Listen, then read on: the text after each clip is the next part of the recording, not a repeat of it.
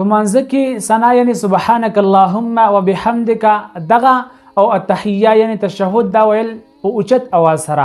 آیا په دې سره منځ کې فرق رادرومي او کنه رادرومي او په دغه منځګزار باندې سجده سهو واجبېږي او کنه واجبېږي؟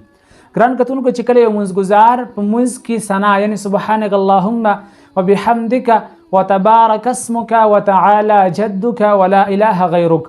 دغه ثنا په اوچت اواز سره یعنی جهري وایي او د دې نه سوا چې کم تشهد دی التحیات لله والصلوات تر هغه اخره پورې دا چې په اوچت اواز سره وایي نو په دې سره په دغه منځګزار باندې سجده سهو نه واجبېږي، خو لیکن د خلاف سنت کار وکړو، ځکه چې په منځ کې سنت دا دی چې ته به ثنا په خفیه اواز سره یعنی خاموشه به وایي. همدغه رقم چې کومه تشهد دی